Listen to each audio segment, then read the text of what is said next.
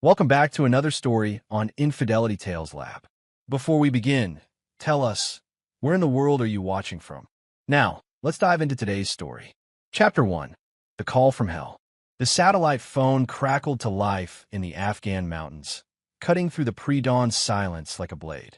Staff Sergeant Cameron Stafford had been awake for 36 hours straight, leading reconnaissance missions through Taliban territory.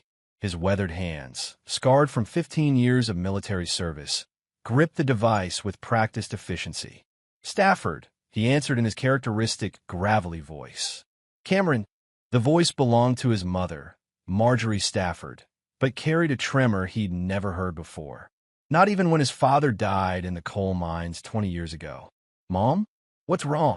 Cameron's steel-gray eyes narrowed as he stepped away from his sleeping squad. At 38, he'd learned to read danger in the smallest details, and his mother's voice was screaming it. Your wife's new man just shoved your daughter's face into the fireplace. The words hit him like shrapnel. He said he'll finish the job tonight. Cameron's world tilted. Elena was only 12, his precious little girl with her mother's dark hair, but his own defiant spirit. The image of her face near flames made his combat-trained mind race through violent scenarios. What do you mean, new man? His voice dropped to the deadly whisper his men knew meant someone was about to die. Marjorie's sob crackled through the connection. She's been seeing Dennis Church for months. He moved in 3 weeks ago when you deployed. Elena tried to stop him from hitting Christina, and another sob. Cameron, her face is burnt. She's in the hospital, but they released her to Christina's custody. That monster is still in your house. Cameron had killed 37 men in combat. He'd survived IEDs, ambushes, and torture. But nothing had prepared him for the rage, now coursing through his veins like molten steel. His hand crushed the phone so hard the plastic creaked. Where's Christina now? At the house with him. She won't answer my calls. Elena's with them, and I'm terrified. Mom. Cameron's voice cut through her panic like a command. I'm coming home. The backstory flooded his mind as he ended the call. Christina Proctor had been the rebellious daughter of a wealthy family when they met 15 years ago. She was 19, beautiful, and drawn to his danger like a moth to flame. Cameron was fresh out of basic training, all muscle and swagger, believing love could conquer anything. They married after a 6-month whirlwind romance, and Elena arrived 2 years later. But military life had worn Christina down. The deployments, the constant fear, the loneliness, she'd grown bitter and resentful. Cameron knew she'd been pulling away, but he'd attributed it to the stress of his recent special operations assignments. He'd been so focused on serving his country that he'd failed to see his own home front collapsing. Dennis Church. The name tasted like poison. Cameron knew him, a local mechanic with a reputation for bar fights and domestic disturbances.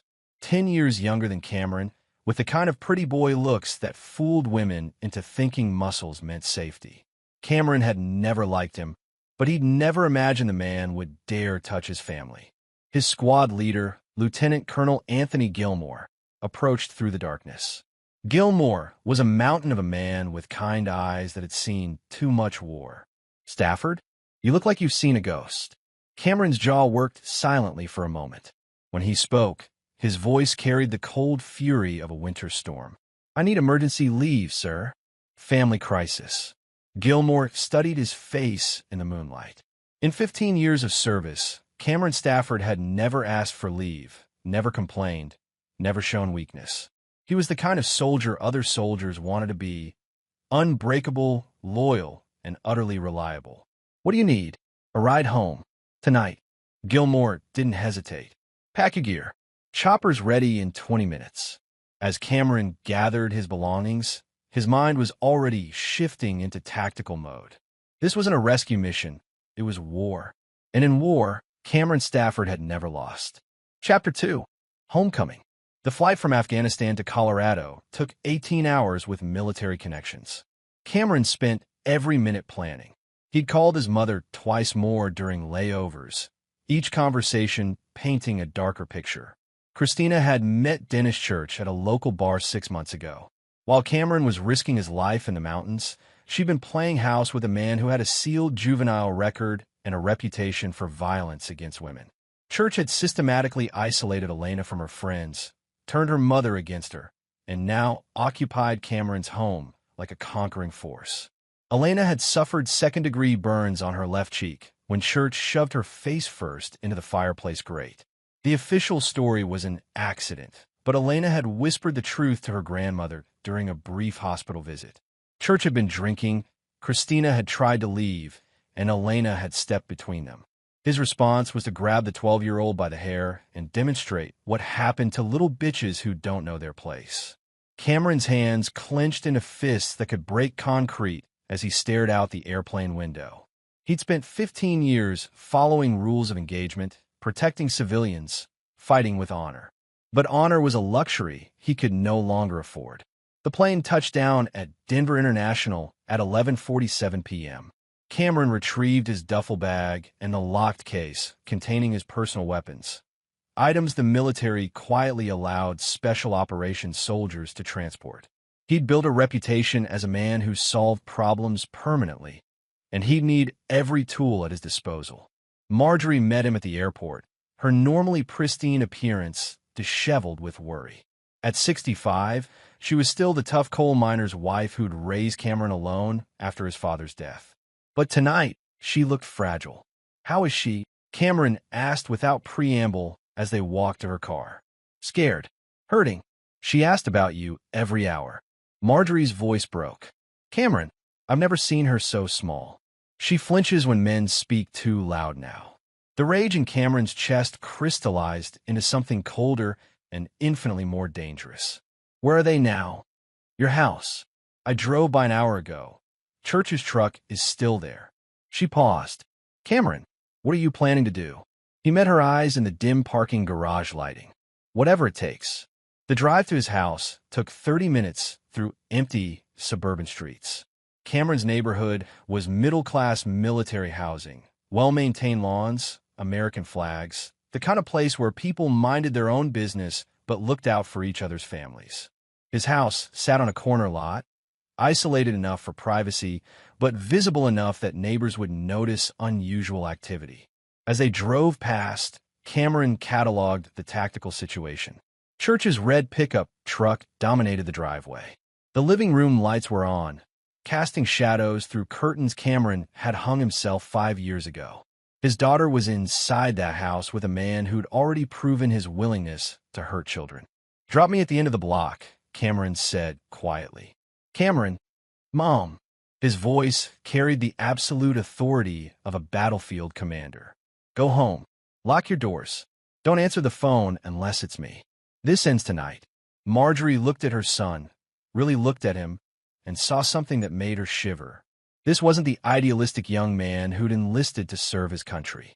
This was a weapon, forged by war and betrayal into something lethal.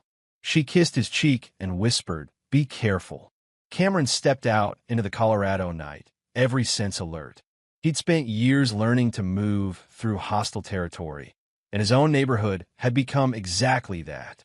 As he approached his house through the shadows, he could hear voices through an open window, Christina's sharp tone and a man's deeper voice responding with crude laughter. His home, his daughter, his life, all of it contaminated by a man who thought violence made him strong. Cameron Stafford was about to teach Dennis Church the difference between a bully and a warrior. Chapter 3: Assessment and Infiltration. Cameron circled his own house like a predator studying prey. 15 years of special operations had taught him patience. The difference between a successful mission and a dead soldier was often measured in minutes of careful observation. The house was a 2-story colonial he'd bought with military savings and pride. Every board, every nail, every security measure was his handiwork. He knew which floorboards creaked, which windows were easier to open, where the sight lines were best. Church might be living there, but this was Cameron's territory. Through the kitchen window, he could see into the living room. Christina sat on the couch, still beautiful at 34, but wearing makeup that couldn't quite hide a bruise on her jaw.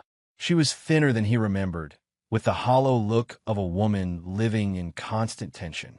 Dennis Church dominated the space like a conquering animal marking territory. At 28, he was all swagger and casual cruelty, wearing Cameron's favorite chair like a throne. Beer bottles littered the coffee table, and Cameron's military commendations had been removed from the mantel, replaced with nothing. But it was Elena's absence that sent ice through Cameron's veins. His daughter should have been visible from this angle if she was in the living room. Either she was hiding upstairs or, "Elena, get down here." Church's voice carried clearly through the window. "Your mama's boyfriend wants to talk to you." Cameron watched his daughter appear at the top of the stairs. Even from a distance, he could see the bandage covering the left side of her face. She moved slowly, fearfully, like an animal expecting another blow. "Elena, honey, please just come down." Christina's voice carried exhaustion and defeat. "Dennis just wants to apologize." The 12-year-old descended the stairs with visible reluctance. Cameron's trained eye cataloged everything. The way she favored her left side, the defensive posture, the quick glances toward escape routes. His little girl had learned to move like a combat veteran. "Come here, sweetheart." Church's voice was sickeningly sweet. "Uncle Dennis wants to make sure we're all friends." Elena approached to within arm's reach, but no closer. Smart girl. She learned to gauge striking distance. "See, here's the thing." Church continued, and Cameron could hear the alcohol in his voice. "Your daddy's not coming back. This is my house now, and you're my little girl. So we need to understand each other." Cameron's hand moved instinctively to the knife on his belt. Through the window, he watched Church lean forward in the chair, his chair. "You tell anybody about our little accident yesterday, and next time it won't be just your face. You understand me?" Elena nodded quickly, and Cameron saw tears on her cheeks. "Good girl. Now give Uncle Dennis a hug." "Dennis, she's hurt." "Maybe," Christina started. "Maybe you should shut up and let me handle this." Church's voice turned sharp. "Unless you want to go back to your parents and explain why your marriage failed." The dynamic became clear to Cameron in that moment. Christina wasn't just cheating. She was trapped, probably as afraid of Church as Elena was. But fear didn't excuse what she'd allowed to happen to their daughter. As Elena reluctantly approached Church for the demanded hug, Cameron made his decision. He'd seen enough. Moving with the silent precision of a night raid, he approached the back door. The spare key was still hidden under the loose brick where he'd left it. Apparently, Church wasn't smart enough to change the locks. Cameron retrieved it and slowly, carefully unlocked the door. The house smelled wrong. Beer, cigarettes, and something else, the sour smell of fear. Church had turned his home into enemy territory, and Cameron was about to liberate it. He moved through the kitchen and toward the hallway, every step calculated to avoid the creaking boards. From his position, he could see into the living room where Church was forcing Elena to sit on his lap while he explained the new rules. "Your mama and I are going to be very happy," Church was saying, "and you're going to help us be happy by being a good little girl. No more calling your grandma with stories. No more asking about your daddy. He's not coming back because he doesn't want you anymore." Elena's small voice cut through Cameron like a blade. "My daddy does want me. He loves me." Church's hand moved to grip her arm, and Cameron saw his daughter wince. "Your daddy is a loser who cares more about playing soldier than taking care of his family. If he really loved you, he'd be here instead of..." "Instead of what?" The voice came from the hallway, calm and conversational. Church's head snapped around, and Christina gasped. Cameron Stafford stepped into his living room like death itself. He was still wearing his combat fatigues, and 15 years of war had carved his face into something that made strong men step aside. His gray eyes moved from Church to Christina to Elena with the clinical assessment of a sniper acquiring targets. "Daddy," Elena tried to stand, but Church's grip on her arm tightened. Well, Church said, his voice carrying false bravado. "Look what crawled back from the desert. We weren't expecting you." Cameron's eyes locked onto the hand gripping his daughter's arm. "Take your hands off my child. Actually, I think we need to have a conversation about whose child she is now." Church pulled Elena closer, and she whimpered. "See, her mama and I have been making some changes around here. Maybe you should talk to your lawyer before." Cameron moved. 15 years of combat training compressed into one fluid motion. Church found himself flat on his back with 180 pounds of Special Forces soldier on his chest and a knife blade pressed against his throat hard enough to draw blood. "Daddy, don't." Elena's voice was terrified. Cameron looked up at his daughter without moving the blade. "Baby girl, go to your room. Now." "Cameron, please," Christina started. "You." His voice stopped her cold. "Don't move." Elena ran upstairs, and Cameron heard her bedroom door close. Only then did he look down at the man who'd burned his child's face. "Dennis Church," he said conversationally. "We need to talk." Church's eyes were wide with terror. This close, Cameron could smell his fear mixed with alcohol and cheap cologne. "You're making a mistake, man. I'll call the cops. You'll listen." The knife pressed deeper, and Church's protest died. "You put your hands on my daughter. You burned her face. You threatened to finish the job." Cameron's voice never rose above a whisper. "Do you understand what that makes you?" Church tried to speak, but could only manage a strangled sound. "It makes you dead," Cameron continued. "The only question is how long it takes and how much you suffer first." From a couch, Christina found her voice. "Cameron, stop. You can't just..." "Can't what?" He looked at her without moving from Church's chest. "Can't protect my daughter? Can't defend my home? Can't deal with the man who's been terrorizing my family while I was serving my country?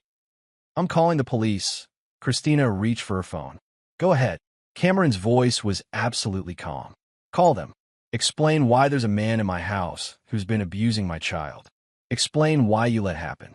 Explain why you chose this piece of garbage over your own daughter's safety." Christina's hand froze on the phone. Cameron looked back down at Church. "Here's what's going to happen. You're going to get up, walk out of my house, and never come back. You're going to leave town tonight and never contact my wife or daughter again. Because if I see you again, if I hear you've spoken to them, if you so much as drive down this street..." The knife pressed deeper. "I will hunt you down and show you what 15 years of war teaches a man about pain." Church nodded frantically. Cameron stood up and stepped back, but his hand remained on the knife handle. "Get out." Church scrambled to his feet, blood trickling from the shallow cut on his throat. He looked at Christina desperately. "Christina, you can't let him." "She's not letting me do anything," Cameron interrupted. "She's choosing. Her husband and daughter, or the man who burns children's faces." He looked at his wife. "Choose now." The silence stretched like a wire about to snap. Then Christina spoke, and her words shattered Cameron's world completely. "Dennis, wait."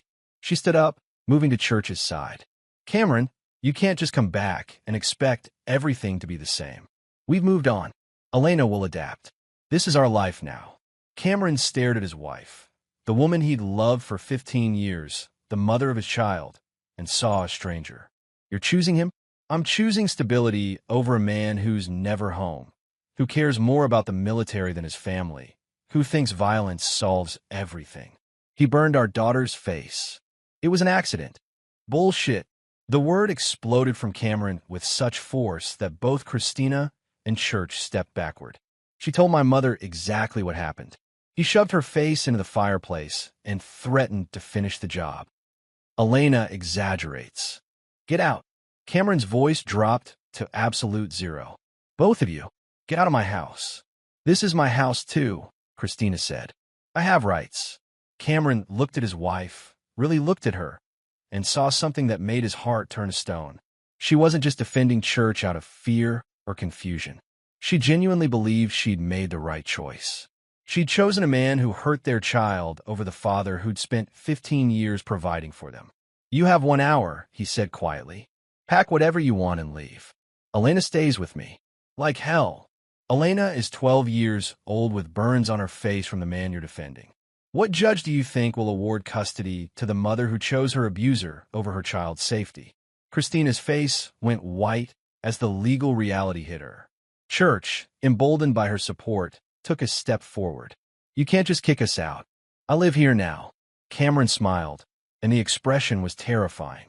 "You're right. Let me correct that." He pulled out his phone and dialed 911. "Yes, I'd like to report a home invasion. A man named Dennis Church broke into my house and assaulted my 12-year-old daughter. He's still here, and I'm detaining him until police arrive. Church's eyes went wide. You can't. Can't what? Tell the truth. Cameron looked at him with casual menace. You want to call your lawyer from jail and explain the burn marks on a child's face?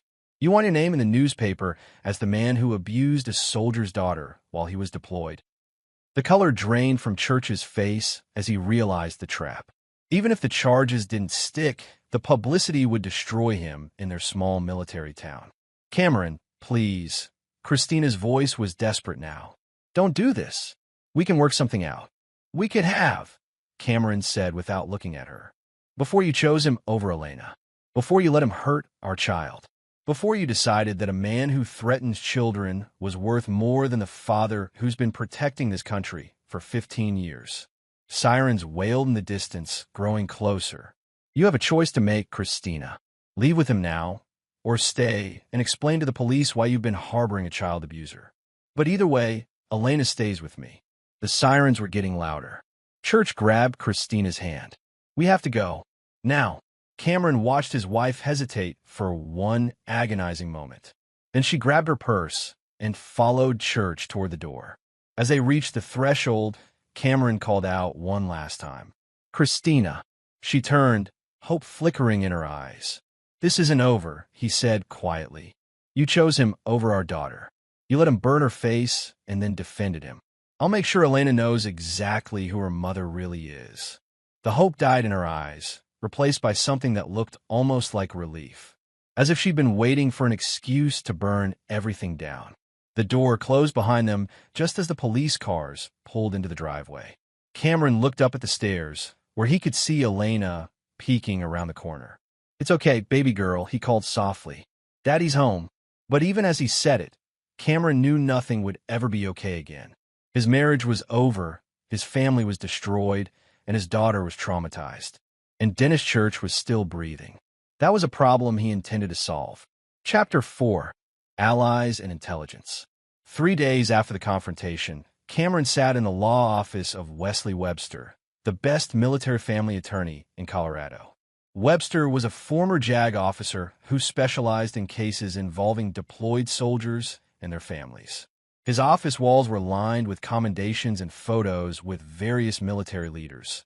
But his expression was grim as he reviewed the police reports. The good news is that Child Protective Services interviewed Elena and documented her injuries, Webster said, his voice clinical. The burns, the defensive wounds on her arms, the psychological trauma, it's all on record. Church was arrested for child abuse, but he posted bail. Cameron's jaw tightened.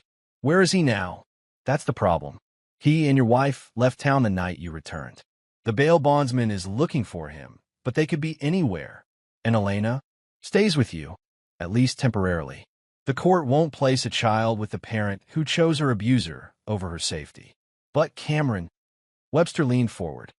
Christina can still fight for custody. If she claims she was afraid of Church, that she's left him now, she might convince a judge she was a victim too. Cameron stared out the window at the mountains in the distance. She wasn't a victim. She made her choice. Proving that in court is different from knowing it in your heart. Over the next week, Cameron threw himself into 2 missions, caring for Elena and gathering intelligence on Church and Christina. His daughter was seeing a military therapist who specialized in trauma, slowly working through the fear and pain. The burns would heal, but the emotional scars would take longer. Elena had nightmares every night, waking up screaming for her father. During the day, she clung to Cameron like a lifeline, afraid he might disappear again. He'd taken emergency leave to be with her, but his commanding officer had made it clear that his military career was in jeopardy if he didn't return soon. I'm scared they'll come back, Elena whispered one night as Cameron tucked her into bed. They won't, he promised. I'll never let anyone hurt you again. But what if you have to go back to Afghanistan? Cameron looked at his daughter, his brave, damaged little girl, and made a decision that would change everything. I'm not going back, baby. Daddy's staying home now. The next morning, Cameron called his commanding officer and submitted his resignation from the Army. 15 years of service, a distinguished career, a pension, all of it secondary to his daughter's safety. Meanwhile, His investigation into Church was bearing fruit. Cameron had called in favors with military intelligence contacts, former Special Forces soldiers now working in private security, and old friends in law enforcement. The picture that emerged was worse than he'd imagined. Dennis Church wasn't just a violent man. He was a predator who'd been escalating for years. His sealed juvenile record included arrests for animal cruelty and assault. As an adult, he'd been fired from 3 jobs for harassment and had restraining orders filed by 2 ex-girlfriends. He was exactly the kind of man who targeted vulnerable women and their children. But it was the call from Fernando Goodrich, a former Delta Force operator now working as a private investigator, that gave Cameron the leverage he needed. "Found them," Fernando said over the phone. "Church and your wife are in Reno, Nevada, living in a cheap motel and running low on money. But Cameron, there's something else you need to know." Cameron waited. Church has been in contact with a man named Luis Ellison. Ellison runs girls for a casino owner. Young girls, if you know what I mean. Word is Church owes him money from gambling debts and is looking for ways to pay it back. The implication hit Cameron like a physical blow. "Elena, that's my read. Church is the kind of guy who'd sell his own mother if the price was right. And a 12-year-old girl from a military family." Fernando's voice trailed off. Cameron felt something cold and predatory uncoil in his chest. Church wasn't just an abuser. He was planning to traffic his daughter. "Fernando, I need everything you can get me on Luis Ellison. Addresses, routines, associates, weaknesses. Everything. Cameron, what are you planning? War." The next phase of Cameron's investigation took him into the darkest corners of his network. Jeremiah Carr, a former military intelligence officer now working cybersecurity, helped him access Church's financial records, communications, and travel patterns. What they found confirmed Cameron's worst fears. Church had been planning Elena's abduction for weeks before Cameron returned. He'd researched prices for young girls in various trafficking networks, made contact with buyers, and even scouted routes from Colorado to Mexico. Christina either didn't know or didn't care. Her phone records showed constant fights with Church about money and increasingly desperate attempts to contact her wealthy parents. But it was the discovery of Church's insurance policies that gave Cameron the perfect weapon for his revenge. "Look at this," Carr said, pointing to his computer screen. "Church took out a life insurance policy on your wife 3 weeks ago. Christina signed it, but I doubt she read the fine print." Cameron studied the documents. "What am I looking at? A murder contract. If something happens to Christina, Church gets $200,000. But here's the beautiful part. He used forged documents to inflate her asset value. The insurance company doesn't know she's broke." The plan began forming in Cameron's mind like a military operation. Church thought he was the predator, but he'd made a fatal mistake. He'd threatened a soldier's child. Cameron's phone rang. The caller ID showed his mother's number. "Cameron? Elena's asking for you. She had another nightmare." "I'll be right there, Mom." He looked at Carr. "Keep digging. I want to know everything about Church's network, his debts, his fears. Everything." As Cameron drove home to comfort his daughter, he was already 3 steps ahead of his enemies. Church and Christina thought they were safe in Nevada, beyond his reach. They had no idea they were actually trapped in a cage of their own making. And Cameron Stafford was about to spring the trap. Chapter 5. The Setup. 2 weeks later, Cameron received the call he'd been waiting for. Timothy Schroeder, a former Special Forces demolitions expert who now worked as a security consultant for various interests, had found the perfect opening. "Church is in debt to Luis Ellison for $60,000, Schroeder reported. "Gambling, cocaine, and some other expensive habits. Ellison's crew is putting pressure on him. They want their money by the end of the month or they're taking it out of his hide." Cameron absorbed this information while watching Elena practice piano in their living room. She was getting better, sleeping through most nights now, but she still flinched when men spoke too loudly. Every day, she lived with fear was another debt Church owed. What about Christina? She's trying to get money from her parents, but they've cut her off. Apparently, they found out about Church and decided their daughter made her choice. She's working as a cocktail waitress at a casino, but it's barely enough for rent. Perfect. Cameron's voice was calm. but his eyes were cold as winter steel. Here's what we're going to do. The plan Cameron laid out was elegant in its simplicity and brutal in its effectiveness. It would destroy Church and Christina while staying within the bounds of plausible deniability. More importantly, it would ensure they could never threaten Elena again. Phase 1 involved Gerard Porter, another former special operations soldier who now worked as a con artist specializing in financial fraud. Porter would approach Church with an opportunity to make easy money, a fake drug deal that would put Church in debt to extremely dangerous people. Phase 2 would use Christina's desperation against her. Cameron had Fernando Goodrich pose as a private investigator working for her parents, offering to help her escape Church in exchange for testimony about his abuse of Elena. The testimony would be real. Cameron wanted every detail of Church's crimes on record, but the escape would lead Christina directly into Cameron's trap. Phase 3 was the most dangerous. Cameron would personally ensure that Church faced consequences for his crimes. Consequences that would be permanent and untraceable. "This is dark, even for us," Schroeder said after Cameron finished explaining. "You sure about this?" Cameron looked at Elena, who was struggling with a difficult passage. Her left hand still trembled slightly from nerve damage caused by the burns. "He hurt my daughter and threatened to finish the job. He planned to sell her to human traffickers. I'm not just sure. I'm looking forward to it." The operation began 3 days later when Porter approached Church at a Reno casino bar. Porter was a master at reading marks, and Church was exactly the kind of arrogant, desperate man who fell for get-rich-quick schemes. "I hear you're looking for work," Porter said, sliding onto the bar stool next to Church. Church looked him over suspiciously. Porter was dressed like a successful businessman.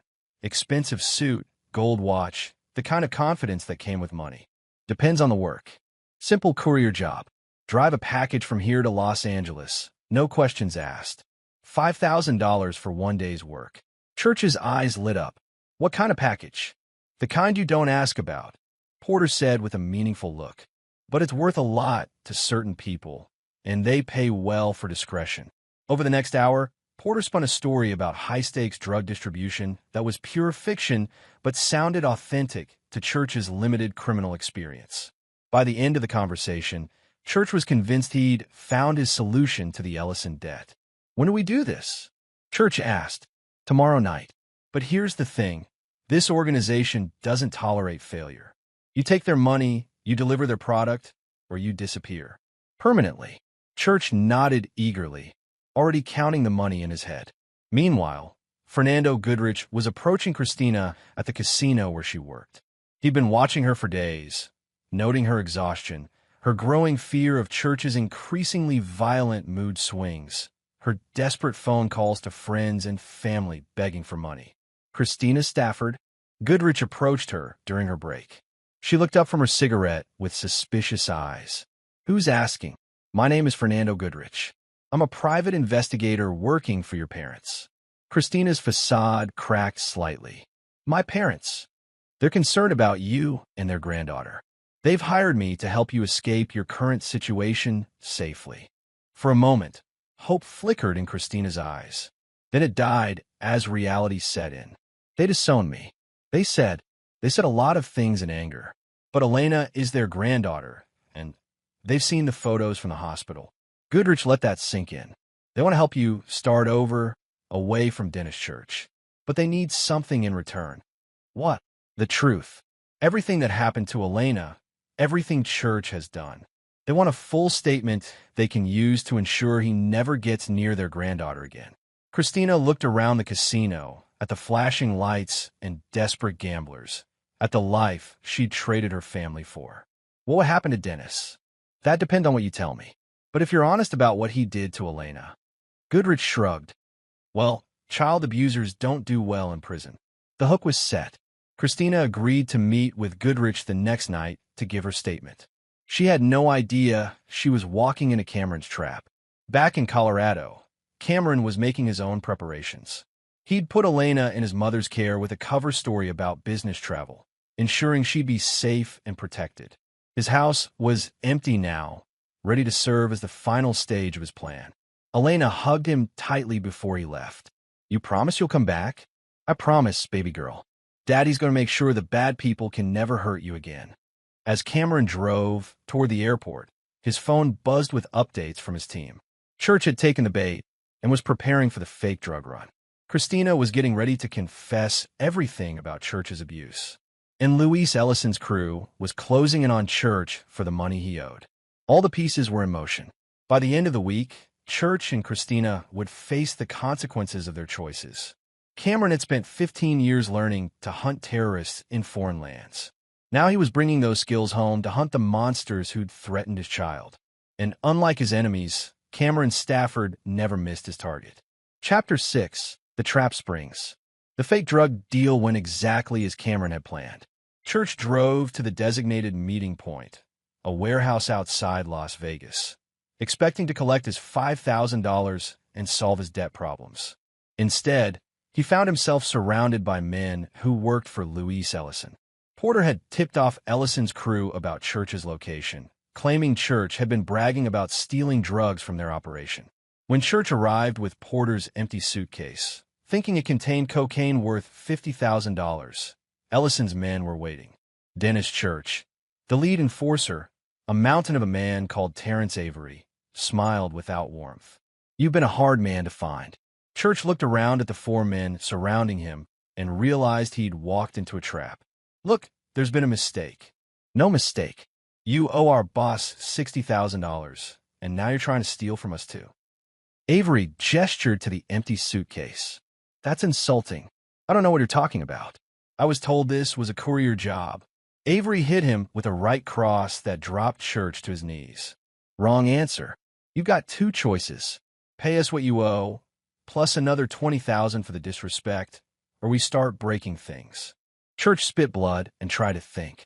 $80,000 might as well have been $8 million. I don't have that kind of money. Then we'll take it in trade. Avery's smile turned predatory. I hear you've had access to a pretty little girl. Young, blonde, military family. That's worth good money to the right buyers. The blood drained from Church's face as he realized they knew about Elena. How did you? You've been asking around about prices for kids. Word gets around. Avery hauled Church to his feet. Here's the deal. You deliver the girl to us, and we'll call your debt even. You've got 48 hours. I can't. She's not here. She's with her father. Then you better figure out how to get her away from Daddy. Avery's voice was casual death. Because if you don't, we're going to start with your girlfriend and work our way up to parts you really don't want to lose. As Church stumbled away from the warehouse, bleeding and terrified, he had no idea he'd just been maneuvered exactly where Cameron wanted him.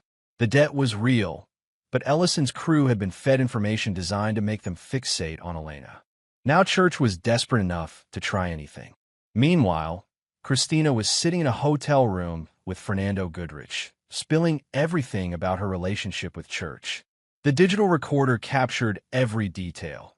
How Church had systematically isolated her from friends and family, how he'd become increasingly violent, and finally, the night he'd burned Elena's face.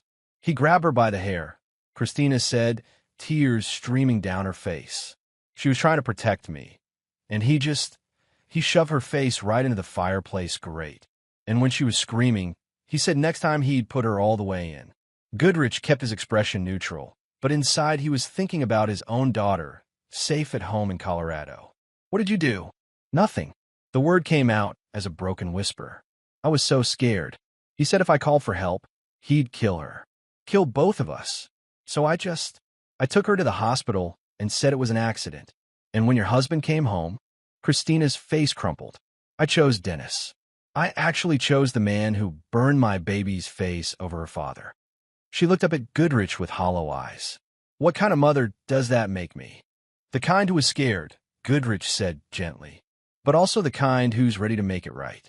After 3 hours of testimony, Goodrich had enough evidence to put Church away for decades.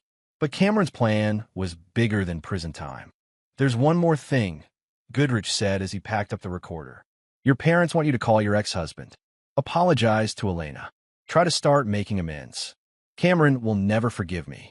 Maybe not, but Elena deserves to hear from her mother that she's sorry. Christina nodded and dialed Cameron's number with shaking hands. Cameron was sitting in a rental car outside the hotel when his phone rang. He'd been watching the building, coordinating with his team, waiting for this moment. "Christina," he answered without emotion. "Cameron, can I talk to Elena?" "Elena's asleep. She has nightmares, about the man you chose over her father." Christina sobbed into the phone. "I'm sorry. I'm so sorry. I just gave a statement to a private investigator. Everything Dennis did to her, all of it. I want him to pay." Cameron's voice remained cold. "Too late for that. Please, Cameron. I know I can't fix this, but I want to try. I want to protect her now." "Where's Church?" "He left this morning. Said he had business in Las Vegas." "Cameron, he's been talking about Elena, about getting her back. I think he's planning something. I know exactly what he's planning." Cameron's voice carried a deadly promise. "And I'm ready for him." Church returned to their motel room at 2 a.m., drunk and desperate. He found Christina packing her clothes. "Where the hell do you think you're going?" "Away from you." Christina didn't look up from her suitcase. "I called Cameron. I told him everything you did to Elena." Church grabbed her arm and spun her around. "You did what? I'm not protecting you anymore. You're a monster, and I was a fool for thinking." Church backhanded her across the face, sending her crashing into the dresser. "You stupid bitch. Do you have any idea what you've done?" Christina tasted blood and realized this was how it ended, with the truth. "I've done what I should have done months ago." "Well, you just signed Elena's death warrant." Church pulled out his phone and showed her a text message from Ellison's crew. "These people want your daughter, and thanks to your big mouth, I'm going to give her to them." For the first time since choosing Church over her family, Christina felt real clarity. She lunged for Church's phone, desperate to delete the message, to somehow undo the danger she'd helped create. Church caught her wrist and twisted until she heard bones crack. "Too late, baby. I'm going back to Colorado tomorrow, and I'm taking Elena with me. You can explain to her daddy how your betrayal got his little girl sold to the highest bidder." As Christina collapsed to the floor, cradling her broken wrist, Church was already planning Elena's abduction. He had no idea that every word of their conversation was being recorded by surveillance equipment Cameron's team had planted in their room.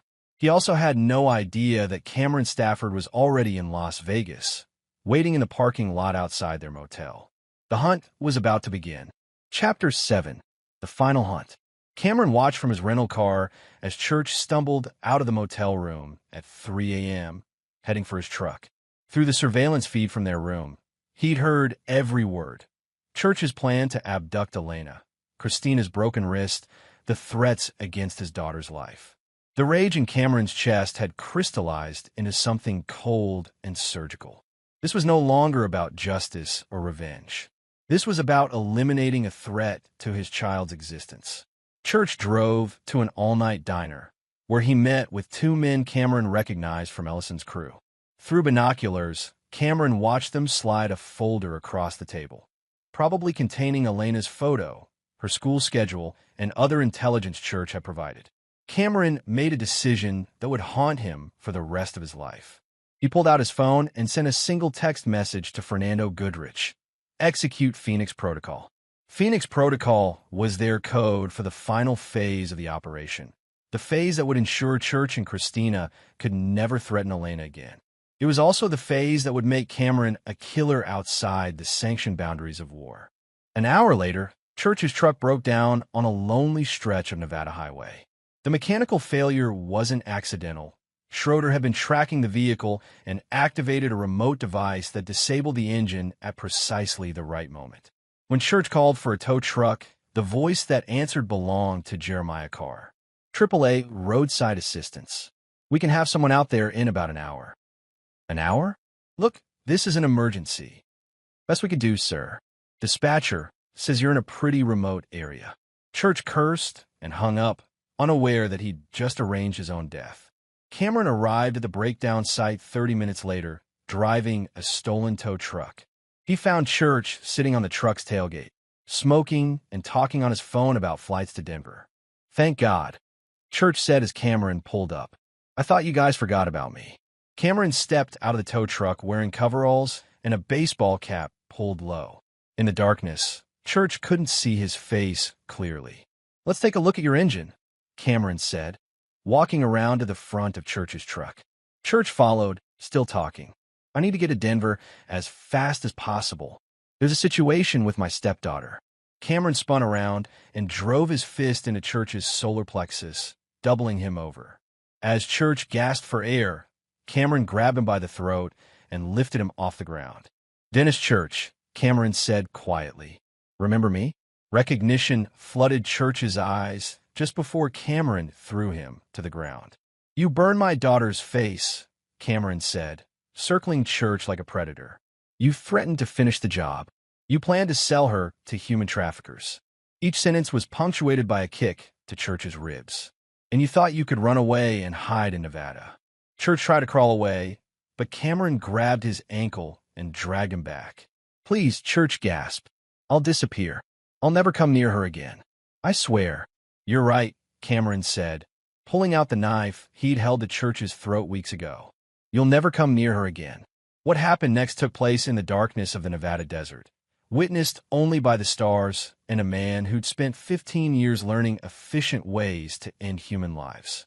When Cameron drove away an hour later, Dennis Church had simply vanished, another missing person in a state where people disappeared regularly. His body would never be found, buried deep in a mine shaft that had been abandoned for decades. Back at the motel, Christina was packing the last of her belongings when Fernando Goodrich knocked on her door. "Mrs. Stafford, I have news about the Church situation." Christina opened the door with her good hand, her broken wrist wrapped in a makeshift sling. "What kind of news?" "Dennis Church is gone. Permanently." Something in Goodrich's tone made Christina step backward. "What do you mean, gone?" "I mean he'll never hurt your daughter again. He'll never hurt anyone again." Christina's face went white as the implication hit her. "Cameron killed him." "Cameron was never here," Goodrich said calmly. "According to all official records, he's been in Colorado taking care of Elena. You, on the other hand, were the last person seen with Church. You had a public fight, he hit you, and then he disappeared. You're going to frame me for murder? I'm going to give you a choice." Goodrich stepped into the room and closed the door. "Choice 1. You disappear too. Leave the country, change your name, and never contact Elena or Cameron again. In exchange, Church's body is never found, and you're free to start over somewhere else. And choice 2. You fight for custody of Elena. You claim you were a victim, that you've changed, that you deserve another chance.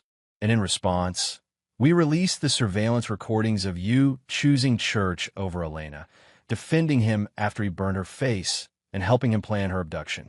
Christina sank onto the bed, the weight of her choices finally crushing her. "You recorded everything?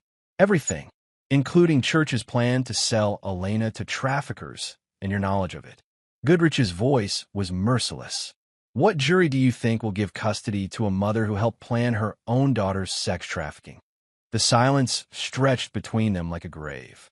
"There's also the matter of the life insurance policy Church took out on you," Goodrich continued. "The one with the forged documents inflating your asset value. Insurance fraud is a federal crime." Christina looked up with hollow eyes. "How long do I have to decide?" "The next flight to Mexico leaves in 4 hours. There's a passport and $10,000 in this envelope." He placed it on the dresser. "After that, the choice is made for you." As Goodrich left the room, Christina stared at the envelope that represented her only chance at freedom. She thought about Elena, her daughter's burned face, her nightmares, her desperate need for safety and love. For the first time in months, Christina made a choice that put Elena's needs before her own. Chapter 8. Blood Price. 3 hours later, Cameron stood in the Denver airport watching security footage of Christina boarding a flight to Mexico City. She was traveling under a false identity, carrying forged documents, and would disappear into a life of exile and regret. His phone buzzed with a text from Elena. "Grandma made pancakes. Are you coming home today?" Cameron typed back, "On my way, baby girl." Forever this time. But before he could start truly over with Elena, there was one final piece of business to handle. Luis Ellison and his crew were still expecting Church to deliver Elena. When Church failed to appear, they'd start looking for alternative ways to collect their debt. That couldn't be allowed to happen. Cameron drove to a warehouse district in Aurora, where Fernando had arranged a meeting with Ellison's crew. They thought they were meeting with Church's associates to discuss Elena's transfer. Instead, they were walking into an execution. Terrence Avery and 3 other men arrived at the warehouse expecting to collect a 12-year-old girl. They found Cameron Stafford waiting alone in the darkness. "Where's Church?" Avery demanded. "Dennis Church is dead," Cameron said simply. Avery's hand moved toward his gun, but Cameron was faster. 15 years of combat training compressed into one fluid motion, knife drawn, thrown, and buried in Avery's throat before he could clear his holster. The other 3 men tried to react, but they were criminals, not soldiers. Cameron had been killing people professionally since before they learned to shave. When the warehouse fell silent, for bodies lay cooling on the concrete floor, Cameron methodically searched each man, collecting phones, wallets, and weapons. Within an hour, he'd identified their entire network and begun dismantling it. By dawn, Luis Ellison was dead in his penthouse apartment, along with his top lieutenants. Cameron had used their own drugs to stage overdoses, their own weapons to create murder-suicides, their own criminal connections to ensure the authorities would write it off as a gang war. The threat to Elena was eliminated at its source. Cameron drove home as the sun rose over the Colorado mountains, washing the blood from his hands at a gas station bathroom. He'd killed 9 people in 12 hours, but Elena would never need to know that. She would grow up believing her father was a hero who'd serve his country with honor. She would never know that he'd also served her with methods that had no honor at all. When Cameron walked into his mother's house, Elena ran to him with the boundless joy of a child who'd been afraid her parent might never come home. "Daddy, you're back." Cameron hugged his daughter tight, breathing in the scent of her hair, feeling her small heartbeat against his chest. "I'm never leaving again, baby girl. Promise?" "I promise." As Elena chattered about her week with Grandma, showing him drawings and piano pieces she'd learned, Cameron made silent vows. He would raise her to be strong, to choose good people, to never accept abuse from anyone. He would teach her to defend herself, to trust her instincts, to value herself too highly to settle for scraps of affection from broken people. And he would never, ever let her know what he'd become to keep her safe. Chapter 9. The New Beginning. 6 months later, Cameron stood in the backyard of their new house, watching Elena play with their dog, a German shepherd he'd named Ranger. They'd moved to a smaller town where Elena could start fresh, where nobody knew about the burns on her face or the mother who'd abandoned her. Elena was thriving. The nightmares had stopped, her grades were excellent, and she'd made friends with children whose parents had military backgrounds. She was learning to play guitar, taking martial arts classes, and slowly becoming the confident girl she was meant to be. Cameron had found work as a security consultant, using his military skills in ways that kept him close to home. His reputation in certain circles ensured a steady stream of clients who needed problems solved quietly and permanently. He was building a comfortable life for Elena while maintaining skills that might be needed again. "Daddy, watch this," Elena called out as she demonstrated a new guitar technique her instructor had taught her. Cameron applauded genuinely. "That's beautiful, sweetheart. I want to play it for Mom when she comes back." Cameron's expression never changed, but his heart clenched. Elena still asked about Christina sometimes, still hoped her mother would return with explanations and apologies. Cameron had told her that Mommy was sick and needed to go away to get better, that it might be a long time before she could come home. He would never tell Elena that Christina had chosen her abuser over her own child. He would never explain that some betrayals were unforgivable. Elena would grow up believing her mother loved her, but was troubled, not that she'd been abandoned by a woman who valued a violent man over her daughter's safety. That night, after Elena went to bed, Cameron sat on his porch and reviewed the security reports from his team. Christina was living in a small town in Mexico, working as an English teacher, slowly drinking herself to death with guilt and tequila. She made no attempt to contact Elena or return to the United States. Church's disappearance had been written off as a probable suicide. Desperate gamblers often vanished when their debts became unmanageable. Ellison's crew had been blamed for his murder, and their subsequent deaths were attributed to rival drug dealers. No connection had been made to Cameron or Elena. The official story was that a troubled man had threatened a soldier's family, then fled when confronted. Justice had been served through legal channels, and everyone had moved on. The truth was that Cameron Stafford had become something darker than a soldier, but more protective than a father. He'd crossed lines that could never be uncrossed, but Elena was safe, happy, and free to become whoever she wanted to be. A year later, Elena asked the question Cameron had been dreading. "Daddy, is Mommy ever coming home?" They were sitting at the kitchen table, working on her math homework. Elena was 13 now, taller and more mature, but still his little girl. Cameron looked into eyes that held his own steel-gray determination and made a choice. "No, sweetheart. Mommy made some very bad decisions, and she can't come back." Elena absorbed this with the gravity of a child who'd already learned that adults could be dangerous. Did she choose the bad man over us? Cameron's heart broke at how perceptive his daughter was.